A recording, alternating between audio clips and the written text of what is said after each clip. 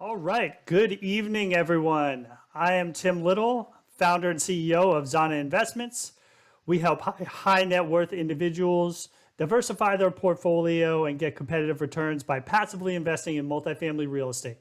First, I would like to applaud you all for being here tonight. I'm sure most people are probably watching season 4 of Stranger Things or something else right now. But instead, you've decided to be here with me, getting smarter on economics. So bravo on that. This is truly a testament to your dedication. Some general housekeeping rules here. I'll have everyone muted except for the speaker, and that's just to avoid any inadvertent hot mics and things like that. If at any point you have a question, you can just go ahead and plug it into the chat. And then when we get to the Q&A portion of the event, we'll go ahead and read those off. At that time, you can also raise your hand, and I will unmute you so that you can ask your question of Ryan. Just so you know, this is being recorded right now. So everyone who registered, I'll let you know when that's available and you can watch it. But you will want to stay on the call if you can, because right now we have Ryan Severino with us tonight. Ryan is chief economist at JLL, where he manages the economics team and is responsible for global and regional economic research, analysis, and forecasting, as well as property market forecasting.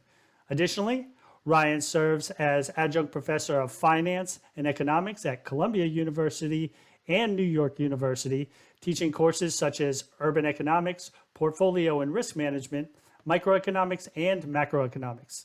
He also has experience in real estate, asset management, portfolio management, and acquisitions.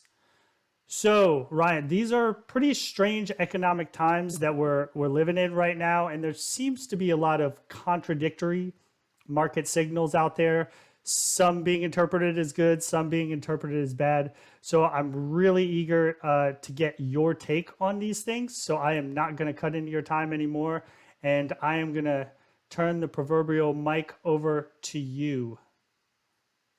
Excellent. Well, thanks everyone for joining. It's funny, Tim, you said something interesting, which is usually where I start the conversation, and that is, it is a really unusual economic time, and we don't have a really good pithy expression to describe this. As if you take a step back and you think about it, we have gone through 3 or so decades of true globalization that we're now pushing back against. We're 10 years removed from the first balance sheet recession since the Great Depression in the 1930s. We have dealt with the first global pandemic for the first time in 100 years. We are still dealing with the effects, positive and negative, of unprecedented government policy. The economy is slowing down, might have contracted, might not have. We'll talk about that in the first half of the year. And yet the labor market is the tightest it's been in about half a century. And so I keep joking around that in order to get into Wikipedia, I'm just going to start calling that a Severino because there's no other expression for it. But then I think, well, I don't have that big of an ego. I'm not that arrogant to call it that. But like there is no pithy expression to cover all of that. And that's a good way to think about where we are. There are these tremendous cross currents, some positive, some negative, some ambiguous. And we're trying to figure out what this means. And I have been doing this longer than I normally admit, at least publicly. I'm not sure that I've ever felt more conflicted about things than I do right now. And especially when I'm trying to forecast and peer into the crystal ball and figure out where the world is going. I think I have a pretty good handle on a big picture point of view, but there's still a lot of, to channel my inner Donald Rumsfeld, known unknowns out there that we're going to have to contend with.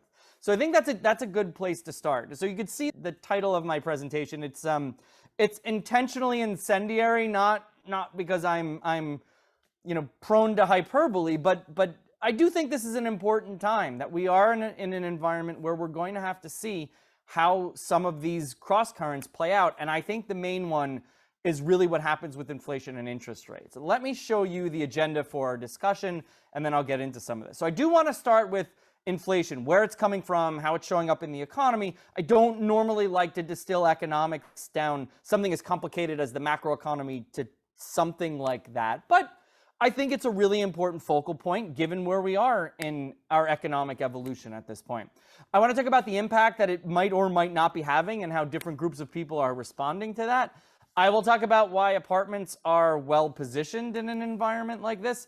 And then lastly, not that you need a refresher on this after the last 2 years, but we do want to be cognizant of the risks and surprises that are still lurking out there because they have not gone away. They might have changed and morphed a little bit, but risks and surprises are certainly a feature, not a bug in the current economic environment. Let us start with thinking about where inflation comes from and how it's actually manifesting itself in the economy. I'm going to start very big picture. Let's start on the supply side. I think, as everybody probably knows, we are still dealing with significant supply side disruptions to the economy. And this is the easiest, most straightforward way that I can demonstrate that to you. This is an index that was created by the Fed in New York, and the idea was to take a whole bunch of disparate measures and pull them into one aggregated metric that serves as an index to tell you how the supply side of the economy is doing.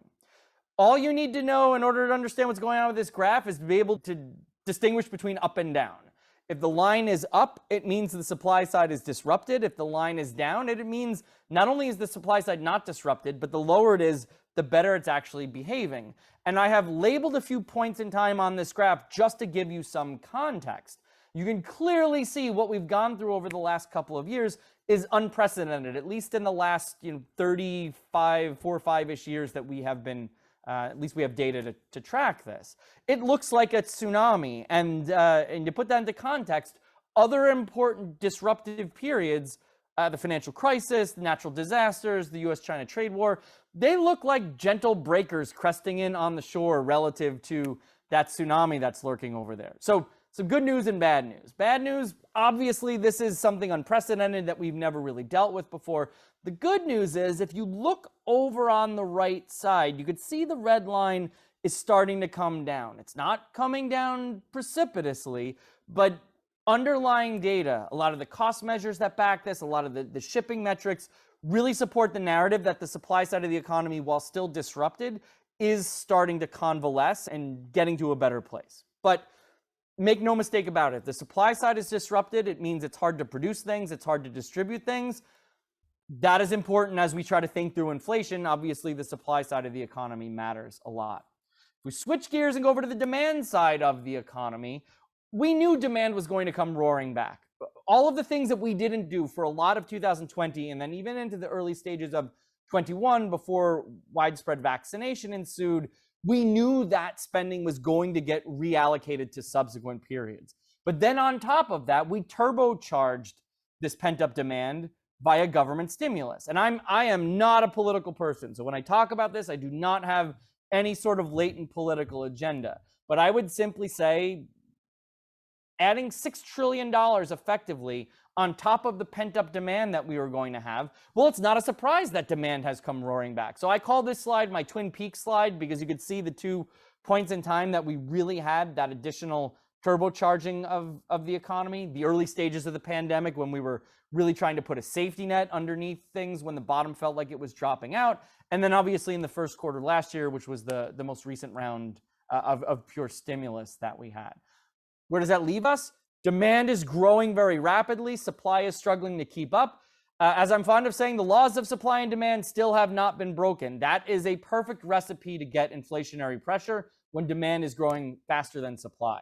But there are 2 other things that are going on that are exacerbating this inflation dynamic. The first is this. If you haven't heard this, you probably understand it intuitively. What happened with the pandemic is we had a shift in consumption patterns. And what I mean by that is because of the pandemic, we as consumers in the United States started spending relatively more of our money on goods and relatively less on services. And that makes sense. It's a pandemic. You don't know what's going on. You can relatively safely consume goods at home. You can shop online the way everybody does. You can go to a store and pick up outside, or you can walk right in, grab your stuff and leave without having to be exposed to anyone for a prolonged period of time. But services, by definition, you almost have to be around someone else who is providing a service to you. You're going out to a bar or restaurant or discotheque or whatever you cool kids are doing these days. You tend to be around other people when you're consuming a service. And that matters for this purpose because if you go back to 2 slides ago when I was talking about the supply being disrupted, it's really more the good side that's still being disrupted, because in our very integrated global economy, we tend to produce goods in a relatively small number of places, 1, 2, 3, maybe parts of the world for certain inputs where we concentrate production. So why does that matter for inflation? It matters for inflation because let's just say, for argument's sake, your favorite restaurant is closed. You can go to your second favorite restaurant or your fifth favorite restaurant or your 47,000th favorite restaurant until you find one that is open. But if production of, say, a certain kind of ball bearing that's needed for a whole bunch of different devices, machines to produce things, actual end products that people use, whether it's machine tools, roller skates, whatever the case happens to be, if those are only produced in 1 or 2 parts of the world and production is shut down there because we're dealing with a pandemic or something like that, well, there's no third country or fourth country or fifth country to go to. Forget about 47,000th country to go to obtain that. So we're taking the part of demand that we are spending more money on the good side, and that's the part that is being the most stressed by the disruption to supply. So we're further exacerbating the inflation that we would otherwise have gotten just because of supply being disrupted around the world. The other thing that's going on, and I'm sure people are aware, is there is a major war in Europe for the first time since 1945.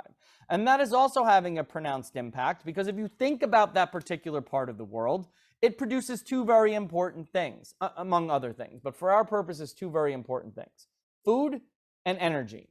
And both of those have gotten, at least up until today's data, more expensive over it. Well, they're still getting more expensive. I want to be careful about that. They're still getting more expensive, but maybe not at the rate that they once were. But in order for me to demonstrate how this is exacerbating inflation, I think this slide is really instructive. What I'm showing you on this slide is the difference between headline inflation, which includes everything in the basket of goods and services that we theoretically consume, versus core inflation, which strips out food and energy. And I'll save the jokes about how economists don't think people eat or consume energy, drive to work or something like that, and simply say, I'm using this to highlight the outsized impact that the war has had on inflation. Because if you look at the difference between that headline inflation and that core measure, it has spiked considerably since the shooting started in late February. Thankfully, fingers crossed, maybe not holding my breath, as of last month's data, it seems like it's starting to back off a little bit, but this is exacerbating the inflation that we've been dealing with for the last few months. It is certainly not, it's not helping the process.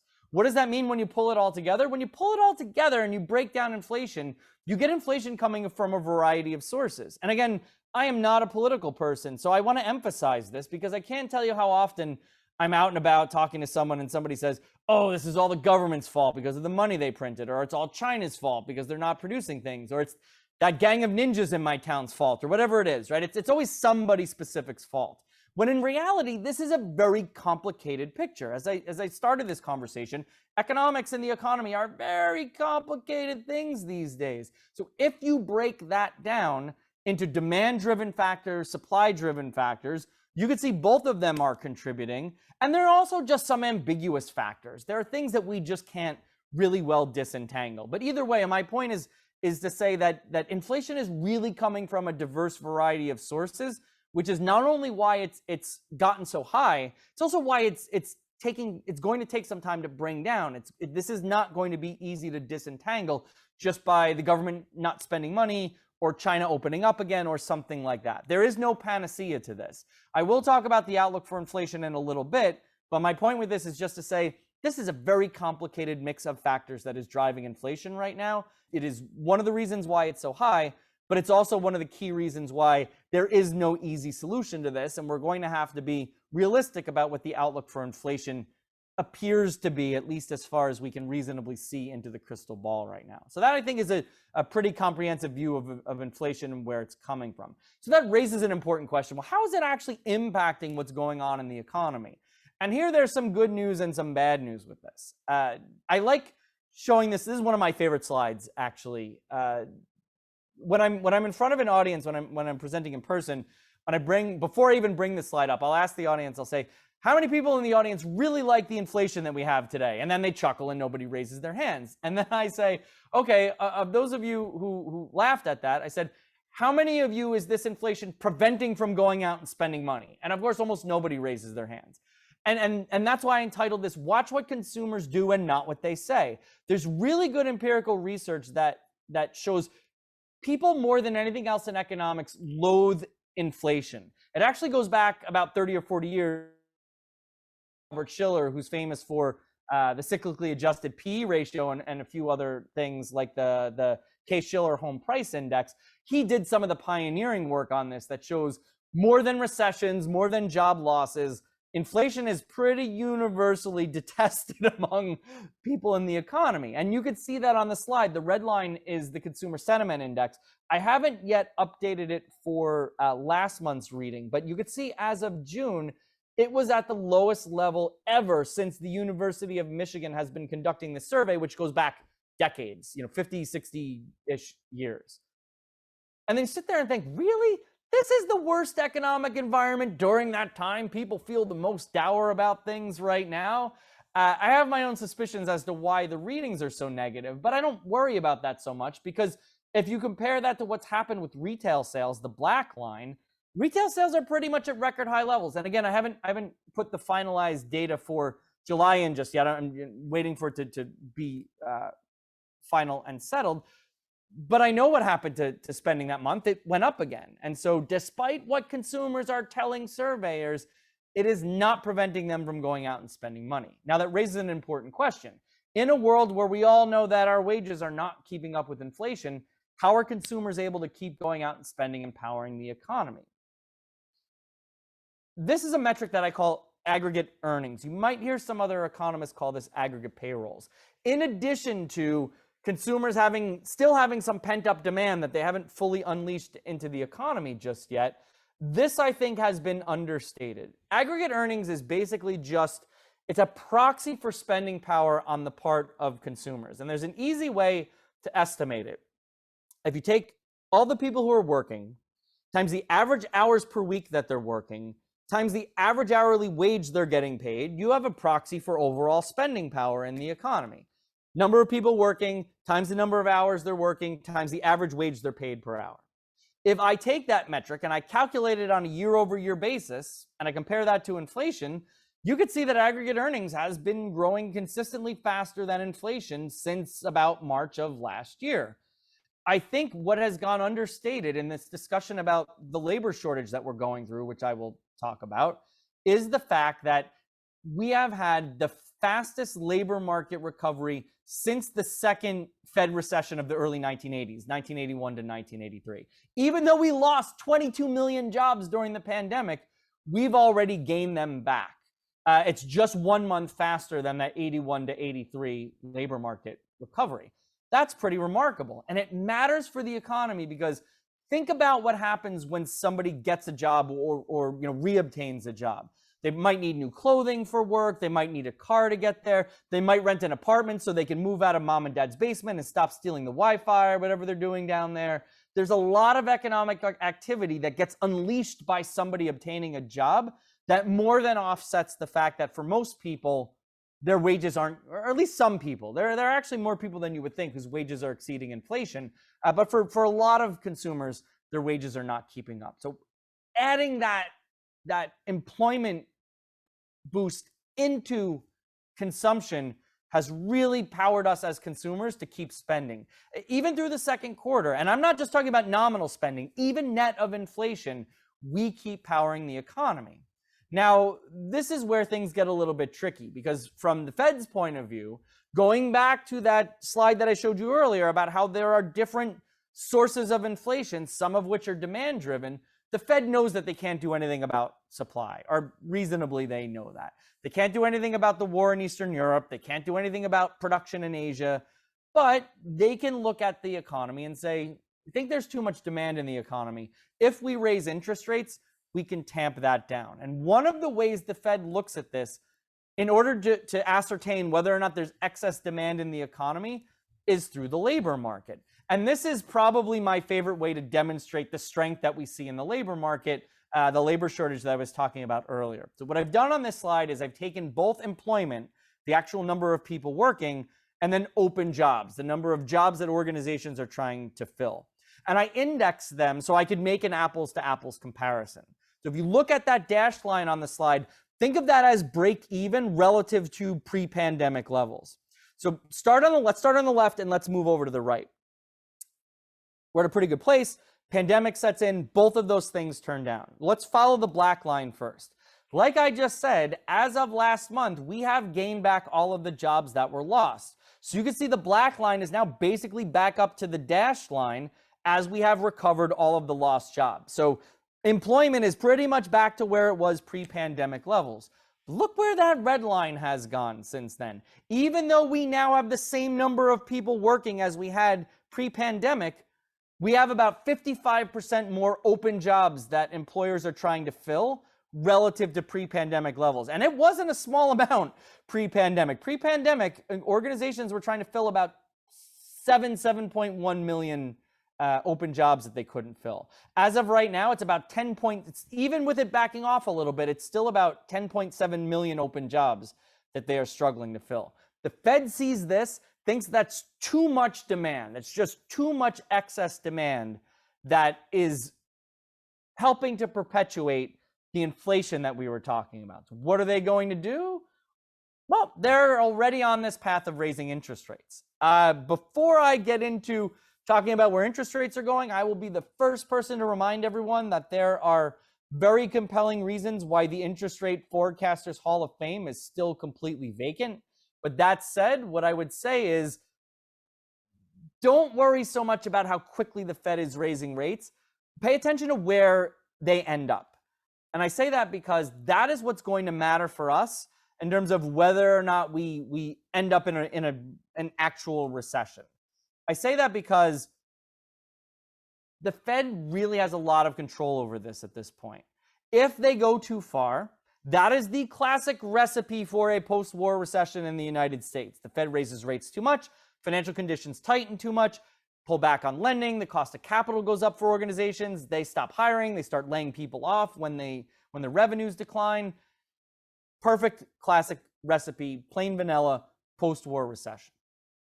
However, the Fed is not really great on following through with its own interest rate forecast. And I'm not trying to throw them under the bus. What I'm saying is the Fed puts out a forecast. They're not wedded to that forecast. And what they do is they pay acute attention to what's going on in the economy and they course correct as things change. And I say that because we've already seen indications that A, the economy is slowing down, and B, that inflation is slowing down. And the Fed they're not meeting again until September. They will have their powwow in Jackson Hole this month, and I don't know, they'll drink frothy beverages or whatever they do out there. And then they'll come back in September and they'll have more data to look at and they'll have a decision to make about what they do. And I still think they're going to raise. And right now I'd say, median estimate is probably 50 basis points, but they are going to be cognizant of what's going on in the background. Yes, they want to brandish their inflation fighting credentials as much as they can to convince the markets that they're serious about this. But they will also be cognizant of the impact that their decisions are having on an environment where economic growth is already slowing down. And I say that because my sense, and I think the futures market agrees with me on this, is that they're probably not going to go all the way as far as their forecast, because in my model at least, there's a very high probability that I'm trying to think of a more benign analogy. Let's just say that they have a bumpier landing. I don't want to say they crashed the plane, but they have a very bumpy landing. Let's put it that way, right? It's like landing in a hurricane on a very narrow strip with all of the lights out and the pilots are blindfolded, right? It could be done, but that's going to be a bit of a mess. If they don't go that far, there's still a chance that they can avoid that. But it really depends on them. So that raises some important questions, right? If the Fed is so bent on this and inflation is such a big deal, like, shouldn't they really go, really, really aggressively after this, the way that Paul Volcker did in the early 1980s? And I would say we're just dealing with a different economic environment. So I want to show you a couple things you might or might not have heard before, just to give you some sense of why I think maybe it's not quite the narrative that we should be having about this, or at least the one you might hear in popular discourse. The first thing I want to focus on is, can the Fed really control so much of inflation? And I say that because, again, there's that demand-driven part of it that they can probably have an influence over, but there's a lot of stuff that they don't control. The supply side of the economy, they don't control. Geopolitical tensions, they don't control. And if you look at the data, again, we finally, this last month's data, to be technical, got a decrease in the year-over-year trend in headline inflation. But if you look at underlying core inflation and earnings, they both have been generally decelerating for the last 4 months. So there is some already existing underlying pressure that's being taken out of the system. I do worry that we're dealing with such elevated headline inflation, and the Fed doesn't have a tremendous ability to control that. They have some marginal ability to control that, but I'm worried that the things that they can already that they can exert more direct control over might already be decelerating, and they might be risking contributing to that process too much. Inflation, even on a core basis, is still elevated enough that I'm not worried about it yet.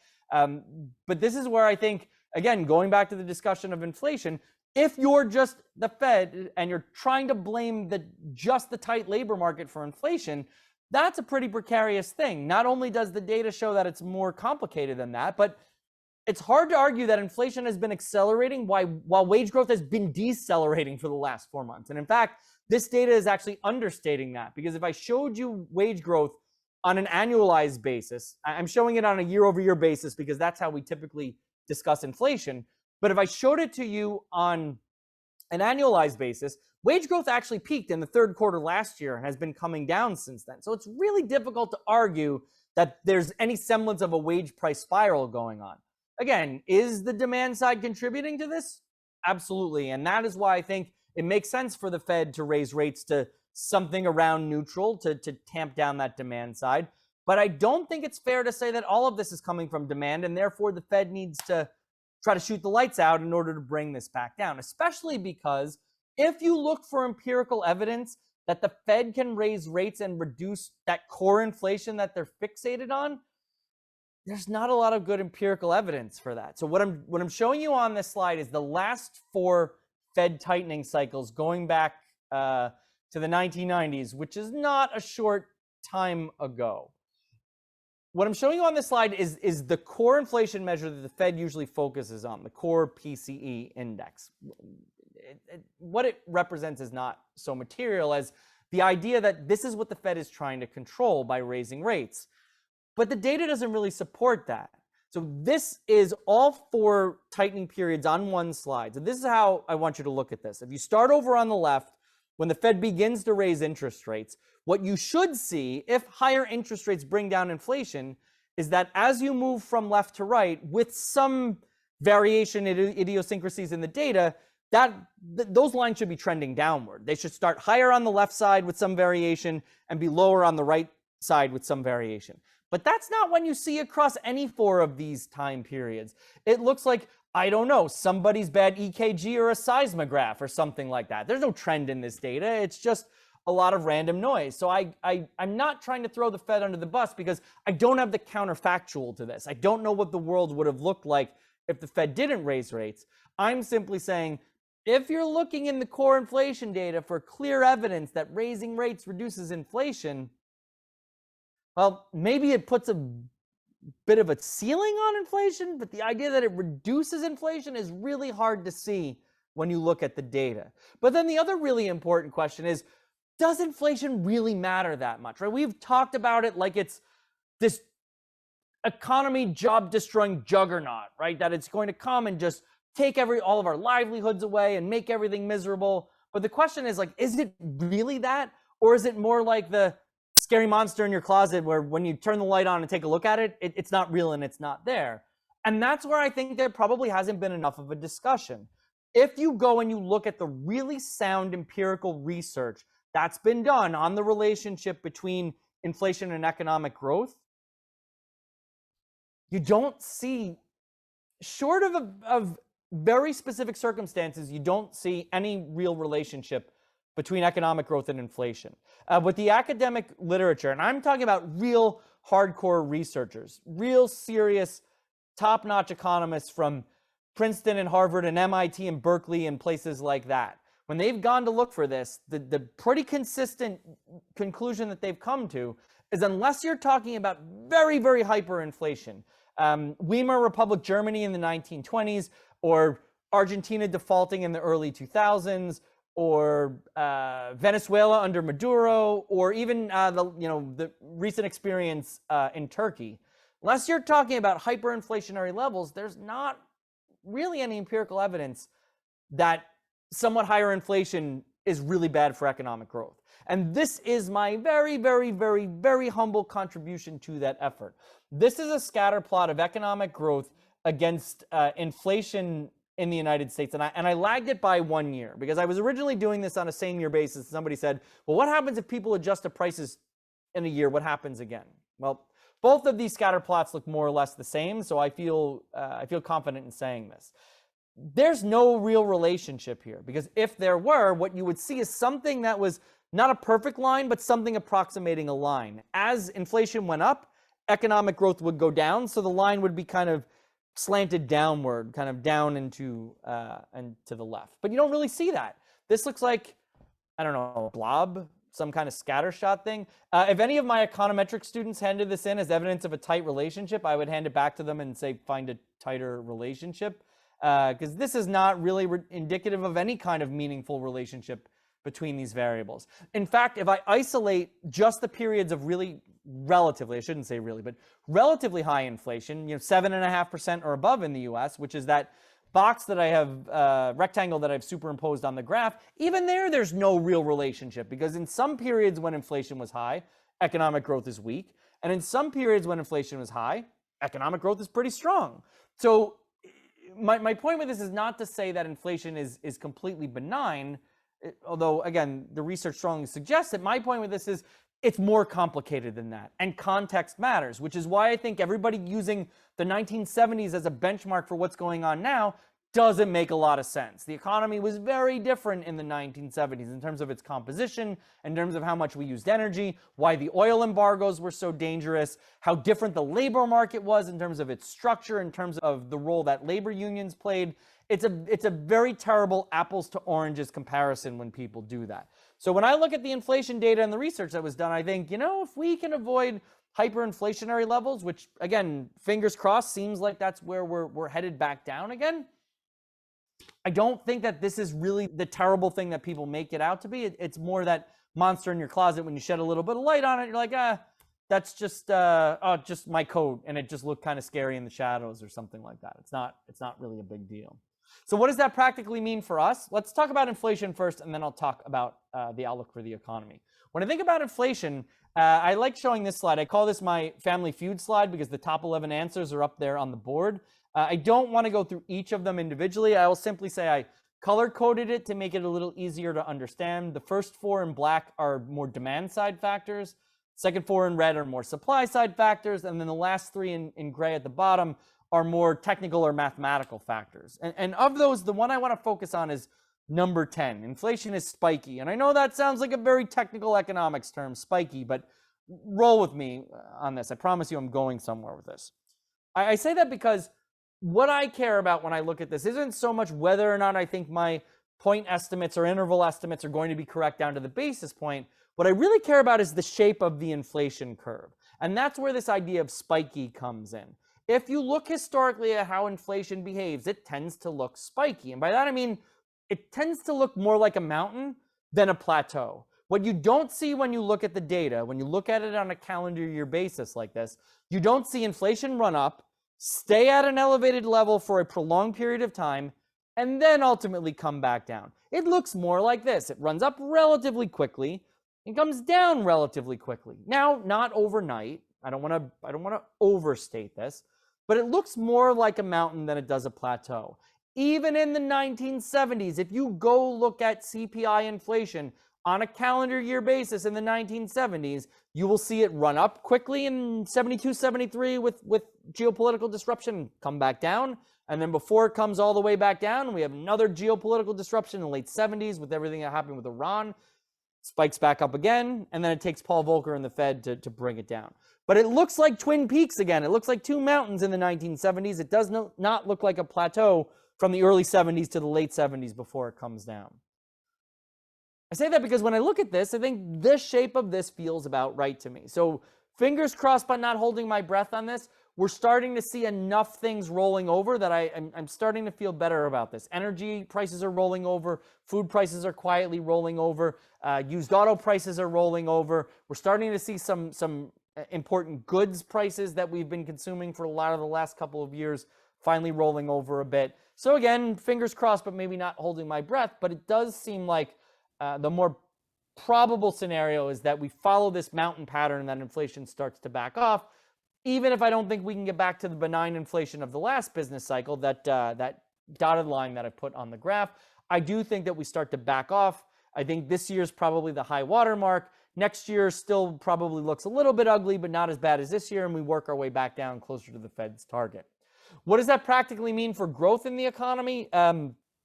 This is the output of the scenario forecasting model that I use to try to figure out where the economy is going. And I think rather than me extolling the virtues of my super awesome scenario forecasting capabilities, what I really want to focus on is the idea that the growth rates are clearly, they're down relative to where we were last year.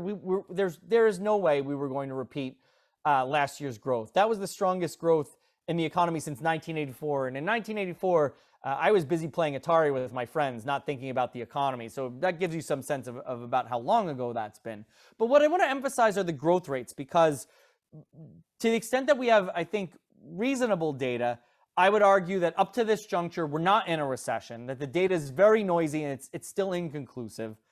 But I think beyond that, what concerns me is that I'm dating myself a little bit with that Atari statement, but I have been in this industry for a fairly long amount of time at this point. And I don't think I've ever seen so many people 100% convinced that we were definitely headed for a recession, that it was a foregone conclusion. Everybody thinks that when I talk to people. I talk to clients, I speak at conferences, my cousins, my neighbor's cat, everybody thinks that a recession is a foregone conclusion at this point. And there's nothing preordained about this. Again, I'm going to put the responsibility on the Fed because it really comes down to them. But I think the Fed will have a lot to say about that. If the Fed goes too far and they do come up with that hard landing, then there's a good chance that we actually end up in a real recession and we will have to deal with the fallout from that. If they don't, there is still a way that they can bring inflation down without collapsing the economy in the process. It's not easy and it's getting harder, but I think with some of the inflation data now more consistently showing backing off and wage growth at least decelerating a bit, they've got a little more wiggle room there than I would have thought, or at least a lot of people would have thought a few months ago. We'll have to see how they navigate this over the next couple of quarters. So I would say pay acute attention to the Fed. Whether or not we end up in a real recession, a lot of that will fall on the Fed's shoulders, fairly unfairly, rightly or wrongly. That's where it is going to end up. Okay, so what does this mean for apartments, right? In a world where apartments have, I think as people generally know, have been doing well, but there's all this other stuff going on. There's a few things that I would say to highlight that. First and foremost, apartments have done incredibly well against inflation during this cycle, and they generally do well against inflation. And this is the thing that I would say. Real estate in general, but in particular apartments, are a good, if imperfect, hedge against inflation. And the reason why that is a lot of it has to do with, and I apologize, I'm going to sound like your economics professor for a minute, but I promise you there's a point to this. The demand side of real estate is more elastic than the supply side. So what does that mean practically? It means when the economy is doing well, it's pretty easy for demand to come roaring back or really accelerate. The economy is doing well, companies are making money, they're hiring people, putting people to work. As I said before, people move out of their parents' house or out of a 2-3 bedroom into a studio or 1 bedroom. That unleashes a lot of demand. It unleashes demand faster than supply can respond, because even for something like plain vanilla garden style apartments, you cannot flip a switch and build those things. You'll have to buy the land, you might have to do site work, get all the permits and entitlements, actually start construction, build the entire thing, then lease it up. It's Not short. Like I said, even for something low barrier to entry, it's not short. So why does that matter? It matters because if you look at this slide, it's emblematic of that. During periods where the economy is growing, generally, 2004 through 2007, before we hit the financial crisis, from the financial crisis on through that long expansion before we hit the pandemic, rents are growing faster than inflation. In the downturns, the reverse is true. Because demand is so elastic, it collapses faster than supply does, because you could turn demand off for any property type pretty easily. It's kind of hard to turn supply off once you can do it, but you tend to not want to do that because there's no economic value really to a 30% completed apartment project. So that sword is double-edged and it cuts both ways. But then think about where we've been really since early stages of 2021. Demand has come roaring back, and even though inflation has accelerated during that period, rents have grown faster. And again, that's because the demand side has been so much more elastic than the supply side. This is one of the great features about real estate, in particular apartments. It is a good, if imperfect, inflation hedge. So even with inflation running at 4-decade high levels, rents for apartments, and I'm showing you the Class A rents here, but I know what it looks like for B and C rents. Even there, it's been a good time to be an apartment investor. What's interesting, though, is it's not been without its disruptions. And I want to be clear about this because I'm going to take a strong stance on this. There is a bad relationship between cap rates and interest rates. And that is a very small hill I am willing to die on. I have been researching this for decades. I've used everybody's data set, short end of the curve, long end of the curve. I'm not saying that cap rates can't go up. I'm simply saying it's usually more disruption to the economy and how that impacts fundamentals like rents and occupancy and concessions that makes cap rates go up. And that's why I think even to this point now, let's say the last 6 months, because I think it's fair to say that apartment cap rates are probably up 50, 75 basis points. That doesn't feel out of line to me for two reasons. Number one, it still is in line with my strong belief that there isn't a perfect correlation between interest rates and cap rates, because interest rates have blown out 100 plus, I don't know, the 10-year treasury gets hard to track on a minute by minute basis, but 100, 150 bips over the last 6 months or so. Cap rates are up a fraction of that, maybe 50 to 75 basis points. But whether we are not in a technical recession, because that will depend on a lot what happens with the data over the next few months. But either way, undoubtedly the economy has slowed down. And that to me has more of an impact on pricing and cap rates than interest rates. If the economy hadn't slowed down, if we were still growing at the same rate that we had last year, then this increase in interest rates that we've had, you wouldn't even notice it in the pricing of assets. The problem is the economy's slowed down, rent growth has slowed down, and that's starting to bleed through into pricing. So I still think pricing is robust, and I still think it's not in a bad place. But to me, if there's been any dislocation in the market, it's more due to the economy slowing down and a slowdown in the pace of rent growth from the breakneck pace of the last couple of years than it is explicitly to interest rates going up. But that said, that has not deterred investors. If anything, investors are still voraciously out for apartments. Last year, you've probably heard this, we set a record high for transaction volume last year. Through the first half of this year, we are actually outperforming last year. Now, I can't promise you that we should extrapolate that into the balance of the year, but this has been another good year for activity, especially in the apartment market. And you can see, while it's some of those Sunbelt markets that are doing well, there is still a lot of interest in places like New York and Los Angeles and Washington, D.C. and Seattle. So this is not just everybody's moving to Florida, Nashville, Austin kind of phenomenon. There are definitely interest in those markets. But make no mistake about it, contrary to what some people thought with the pandemic, those dominant markets are not imploding. And it was kind of foolish to think that to begin with. The thing that I always tell investors is that this is not a zero-sum game. It's not as if the Sunbelt markets are doing well automatically means expensive coastal markets have to be doing poorly. That's not how economics works. That's not how real estate works. So it's not surprising to me to see that a lot of these markets are garnering a lot of interest because there is still strong demand in all of these places. If you're talking about the office market, that is a different being altogether, and that is a whole other discussion for another time if you're interested. But as far as it pertains to the apartment markets, they're strong pretty much everywhere. We have a notable lack of supply relative to the demand that's out there. whether you are talking about New York or Los Angeles or any of those Sunbelt markets, because I think now that those markets are dealing with this significant influx of people, they're realizing that those markets are more supply constrained than they would have thought 2 to 3 years ago. And now you're seeing prices for sale housing and rents go up in a significant manner. And now those markets are starting to ask the same kind of questions that the New Yorks and the Los Angeleses have been asking for the last few years. How do we deal with the supply side? Those markets where they've had that crush of in-migration are going to have to figure that out.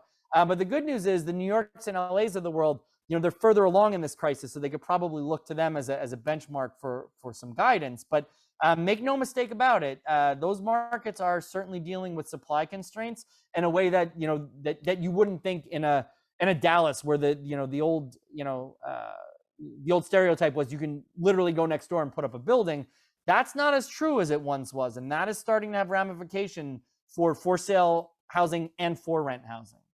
So lastly, on risks and surprises, because I do think that the apartment market is still in a strong position, it is still chronically undersupplied, and it will still look favorable over the next business cycle. But I don't want to ignore the risks. So I'm going to do something a little unorthodox. I'm going to start with the bottom right, and I'm going to go clockwise around this diagram. So on the bottom right, I'm not a political person. I will simply say the pandemic is still a thing. Whether you think it's a thing, it's not a thing, it's overhyped. I'm not here to tell you what to think about it.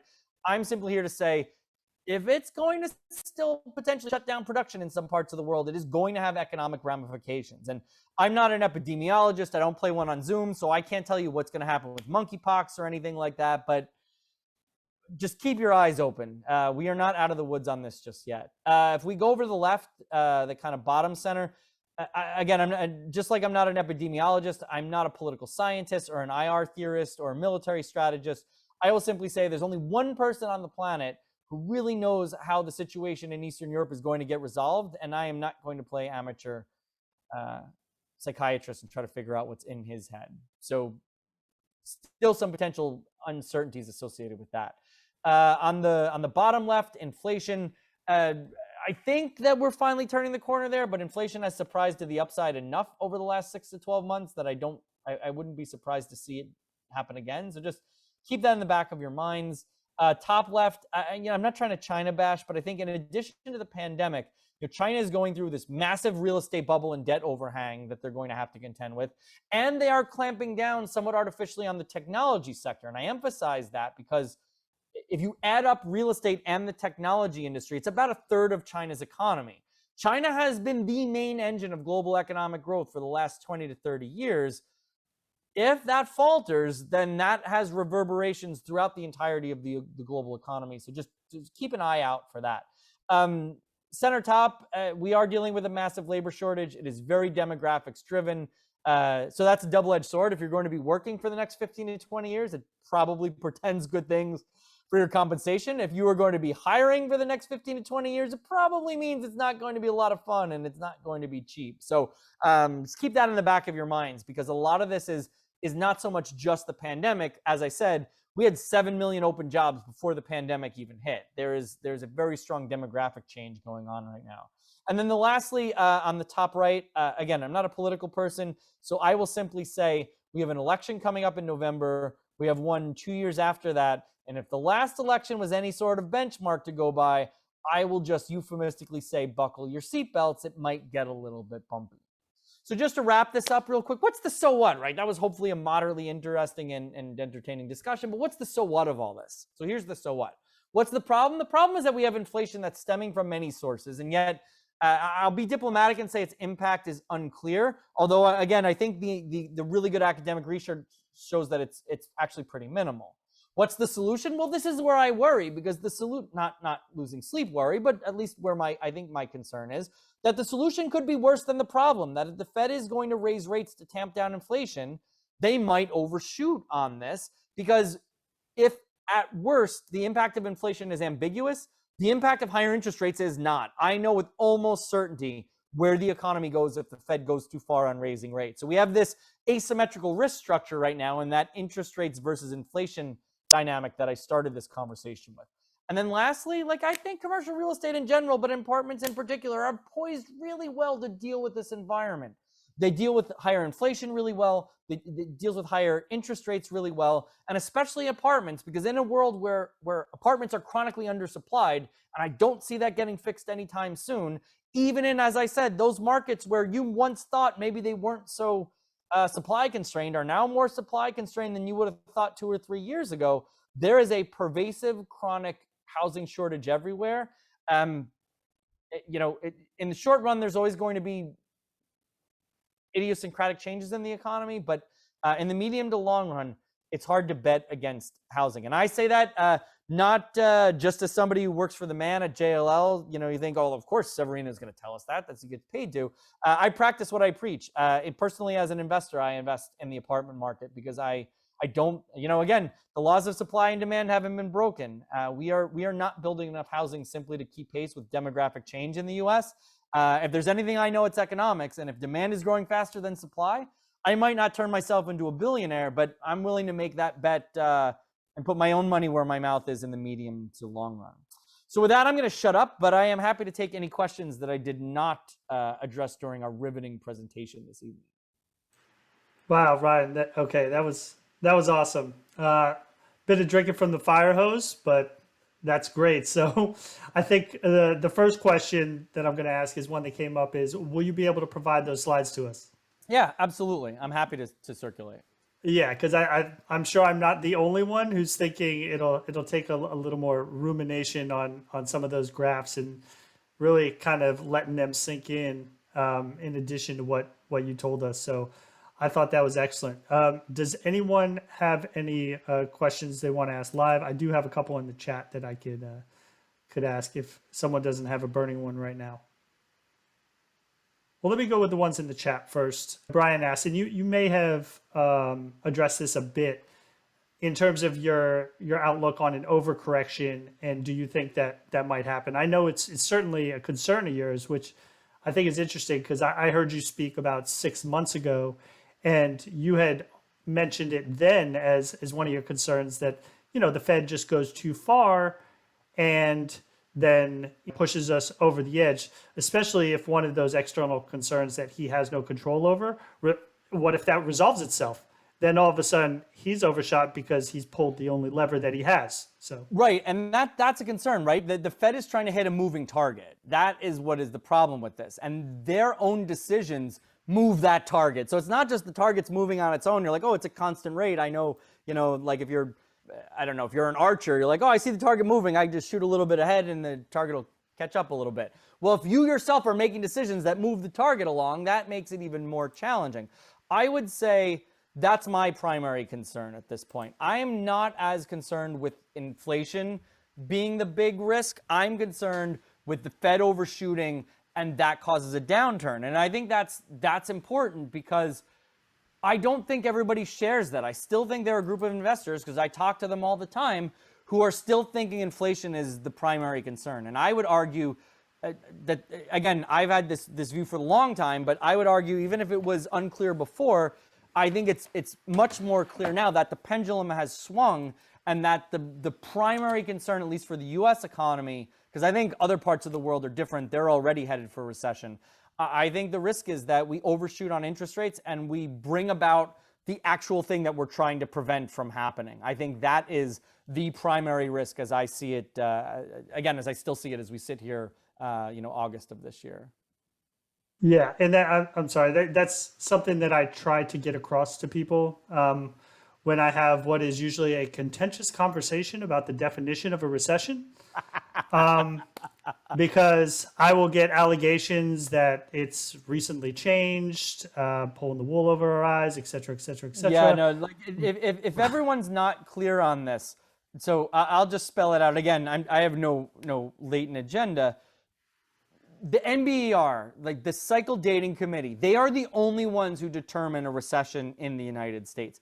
This idea that 2 quarters of consecutive economic growth is a recession, like that holds no weight. That was created created, I'm using that a little bit liberally, Julius Shishkin in the 1970s when he was the commissioner of the BLS. And he put that together because the average person just never took, basic macro 101, trying to explain to them how the NBER does this. it's like explaining quantum mechanics to my neighbor's cat. Like, it's just not going to go anywhere. So he thought, oh, if I just tell people it's 2 consecutive quarters of negative growth, because that tends to show up in a downturn. But that doesn't mean that is not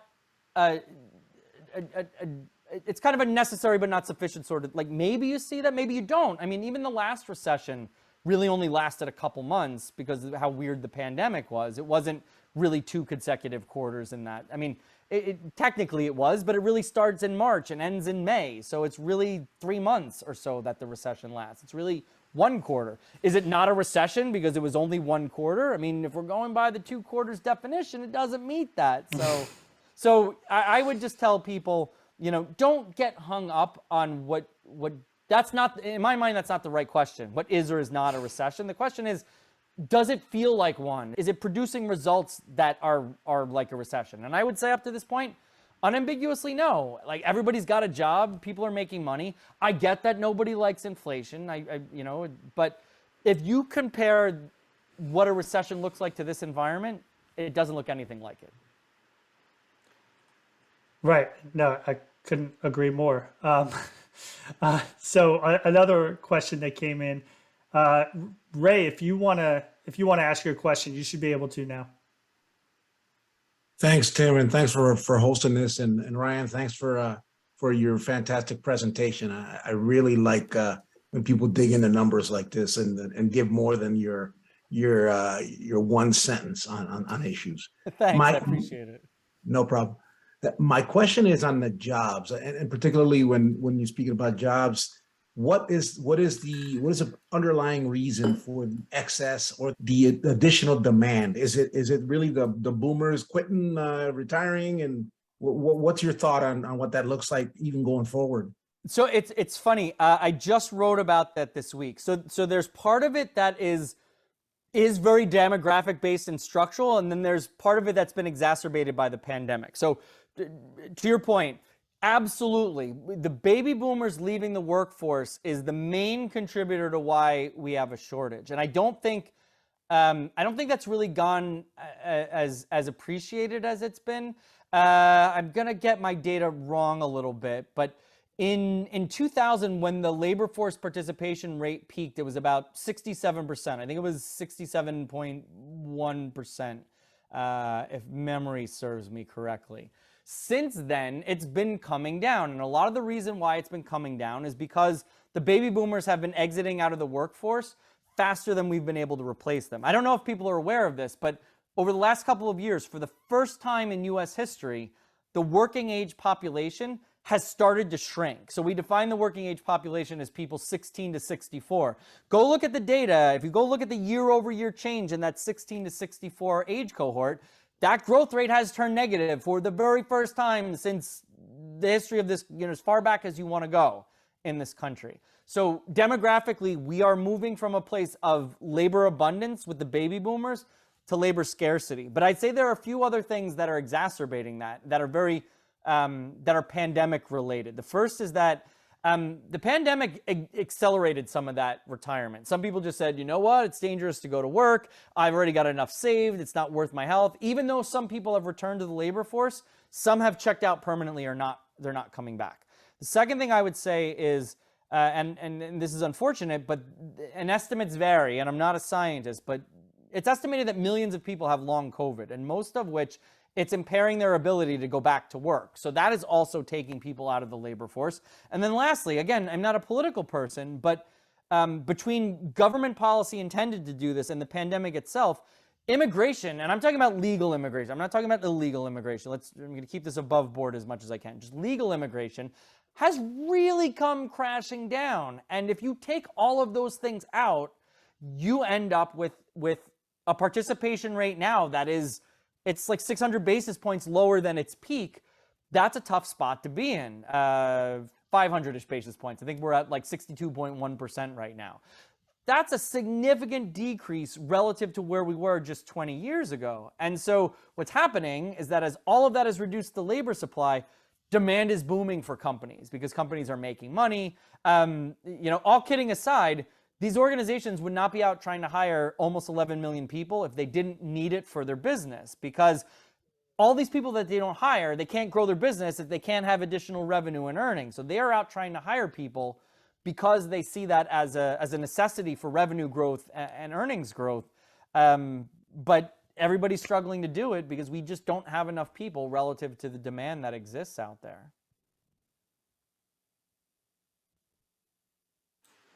All right, got a question in from Brian. He says, do you feel like the 24-hour news cycle is creating the chaos? And I think this really goes to what you were kind of hinting at earlier, which is the psychological aspect that ties into economics. And if fear is perpetuated enough, if people think a recession is coming, then they will act accordingly, which has a material effect on people's spending habits and can almost become a self-fulfilling prophecy. But yes. Again, I haven't done a scientific study on this, but I am almost 100% sure that is at least contributing to it. Because if you live in this world where you just hear over and over and over again, oh, this is so terrible, inflation's going up, Armageddon, like repent or whatever, you believe in, at some point, like that, if that persists long enough, it will start to affect your psychology, which will affect your behavior. And I say that because the average person doesn't, aside from having a job and going on vacation and stuff, they don't think a lot about the economy. The average person can't, and I'm not trying to sound elitist or like a jerk, but the average person can't even define inflation correctly. Forget about discreetly ascertain how it's impacting their lives. And so I'm almost 100% sure that if you just live in this world where in your news ecosystem, you just hear between 24-hour news networks and your very curated social media, because I'm 100% sure most people have a very curated social media feed. They're not hearing all sides of an issue. They're not getting different points of view. They stay in their lane. So there's if your lane says this is terrible, that's all you hear. And if your lane says, oh, this is always great, you're probably hearing, at least a toned down version of, this is terrible. And so I don't think it helps. This isn't a world that we used to live in where I would say, news was less entertainment and it was more objective, and we could actually get, I think, less slanted information. Now people turn into news channels, and they're not really news channels. They're more like video editorials, but the average person doesn't perceive them as such. So it's definitely not helping. And to Tim's point, I do worry that at some point it could become a self-fulfilling prophecy, because if you just hear how terrible this is, that we're definitely headed for a recession, and you start to adjust your behaviors in anticipation of that, then it does become a bit of a self-fulfilling prophecy. So I don't think I can stop that myself, but to the extent that I can, I'm just trying to remind people that there's nothing preordained about this, and how you respond to a lot of this will have a huge impact on where the economy goes. thank you. And Kelly, you had a question?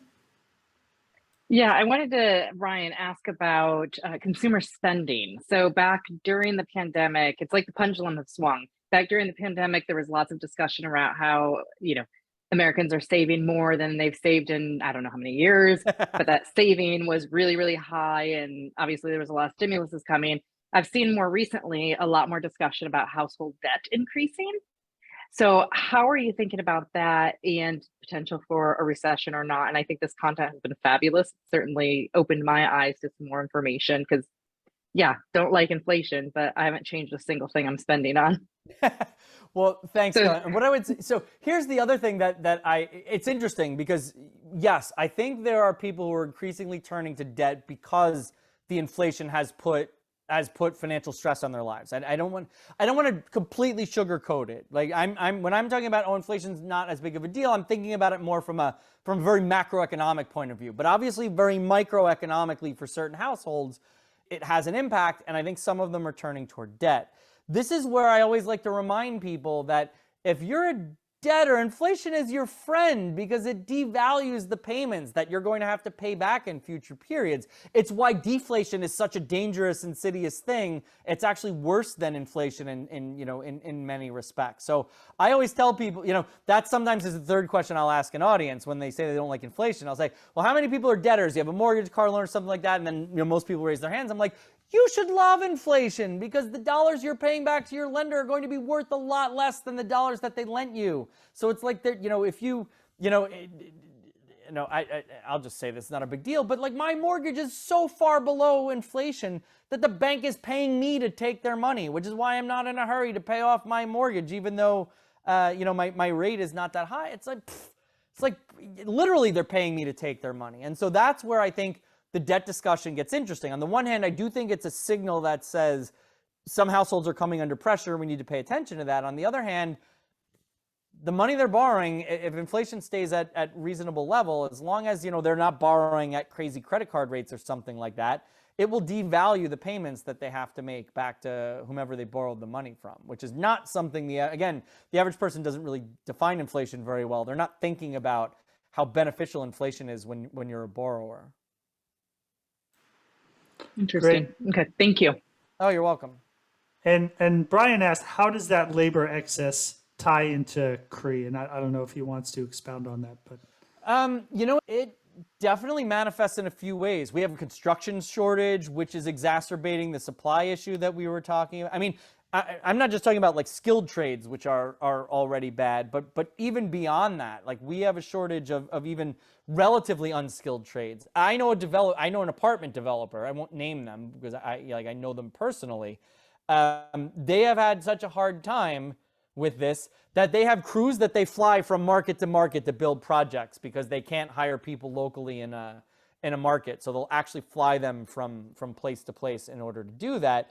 It also matters in terms of actually, broadly for commercial real estate, leasing up space. If you can't hire people, then you're not going to go out and lease a bunch of office space. If you're struggling to hire people to fill positions, you'll figure out some other workaround for that, but you're not going to go out and sign a new 400,000 square foot lease in San Francisco or New York if you don't think you're going to be able to hire the people to actually fill up that space. So it hurts us on the supply side in terms of construction, but it also hurts on the demand side because I would argue unambiguously you want more people working.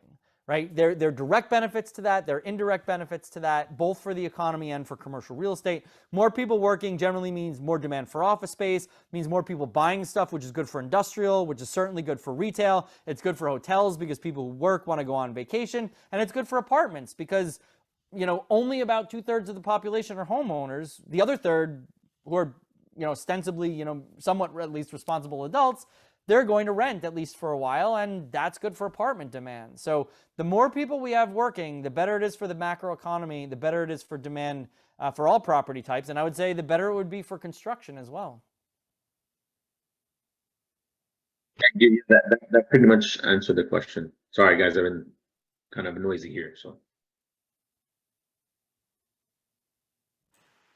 All right, great. Do we have any other questions? Well, I know it's getting late, so if there's no other questions, I'm not going to hold it up. But Ryan, again, I want to thank you. I know for me personally, I hope for everyone else, this has been super valuable.